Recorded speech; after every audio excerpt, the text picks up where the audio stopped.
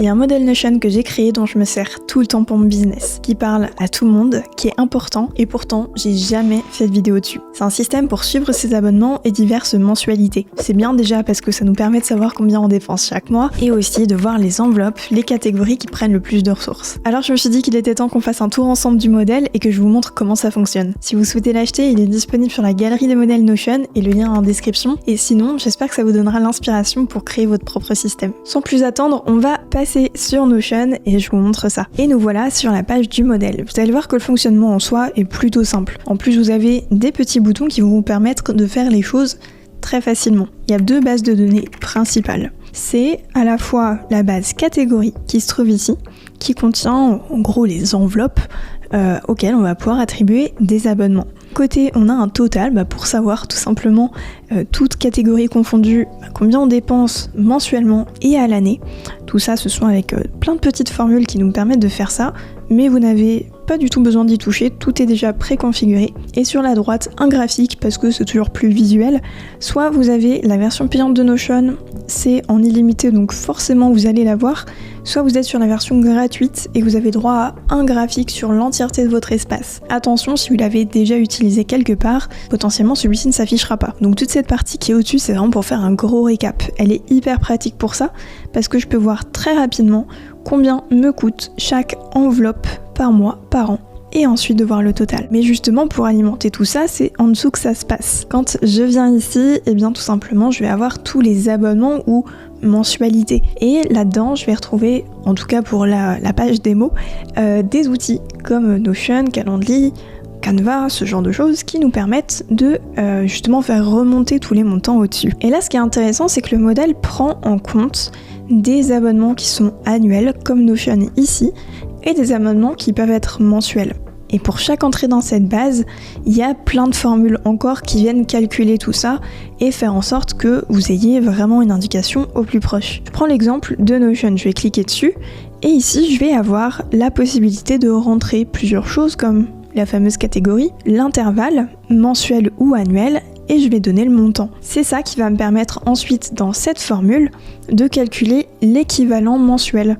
Parce que bon, c'est bien de savoir que j'ai 260 € de Notion par an, mais avec ce montant, c'est parfois un petit peu difficile de se projeter sur chaque mois, ça me coûte combien. Et si je veux voir ces infos quand je suis dans la page justement Notion, je vais pouvoir ouvrir les 5 propriétés cachées pour pouvoir avoir ce genre de petits affichages. Mais en tout cas, c'est vraiment ici que je vais pouvoir ajouter des dépenses récurrentes et du coup pouvoir les faire remonter. Je vais vous montrer sur l'espace quand il est vide à quoi ça ressemble et du coup comment faire vos premiers pas sur le modèle. Donc je suis sur une page qui ne contient rien du tout, à part quelques catégories qui sont pré-remplies. Alors je pense que ça c'est la première chose à faire, de se définir les catégories qui sont dans vos dépenses. J'en ai mis par défaut qui sont assez généralistes, mais si y a des formulations qui sont pas assez précises ou alors que y a peut-être des catégories que vous avez en plus, et bien c'est là que ça va se passer. Soit vous voulez en ajouter, et dans ce cas-là vous avez tout simplement le bouton ajouter une catégorie au-dessus. Ça va vous ouvrir la fenêtre ici. Vous pouvez mettre la catégorie, je vais l'appeler catégorie, et pourquoi pas, si vous voulez que ce soit un peu plus visuel, ajouter une icône en cliquant ici sur ajouter une icône. Et là, ça va m'ouvrir soit les emojis, soit les icônes Notion. J'avoue que je suis plus team icône d'habitude, mais pour cette occasion, on va mettre un emoji pour que ça matche tout le reste.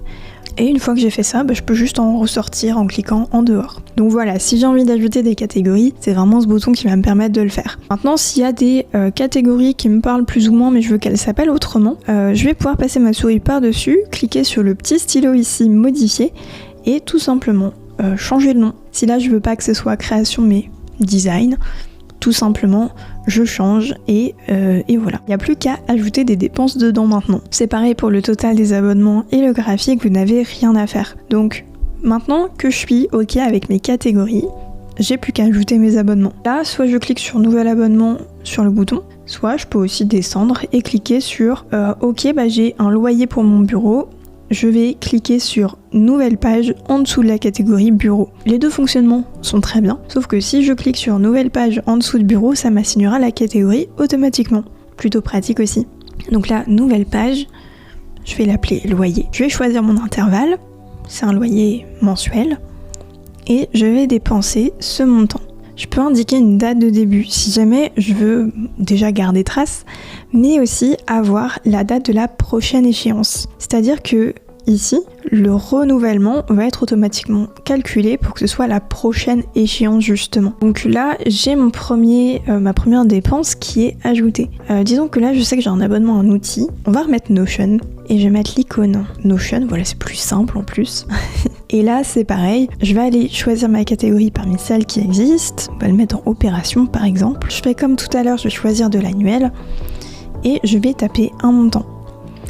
Et là, il apparaît aussi ici. Pour remplir ces catégories, un truc que j'ai fait et qui marchait plutôt bien, c'est que je suis allée sur les relevés de mon compte bancaire et du coup j'ai regardé ce qui passait régulièrement et je les ai ajoutés comme ça. Après pour l'annuel du coup c'est plus ponctuel, mais déjà ça permet de faire un bon tri sur tous les abonnements mensuels qu'on veut rentrer. Et du coup une fois qu'on a terminé d'ajouter toutes ces mensualités, ces frais, eh bien c'est de venir en haut de la page et faire un peu le bilan, de constater que en admin des fonctionnements, peut-être que j'ai beaucoup de dépenses, à quoi c'est dû, et après on rentre un petit peu plus en mode analyse. Mais en tout cas, le fonctionnement n'est pas plus compliqué que ça. Vous avez les boutons et ensuite tout se calcule tout seul, les formules sont déjà faites. Et voilà pour ce petit Notion Tour du modèle. Vous voyez qu'il est plutôt simple dans le fonctionnement, c'est juste qu'il y a des formules et tout plein de choses qui viennent vraiment le rendre plus puissant pour faire les calculs. En tout cas, j'espère que ça vous aura donné l'inspiration ou que si vous décidez de l'acheter, que vous l'avez peut-être déjà acheté, eh bien vous savez maintenant parfaitement comment l'utiliser. N'hésitez pas, pourquoi pas en faire 2 copies.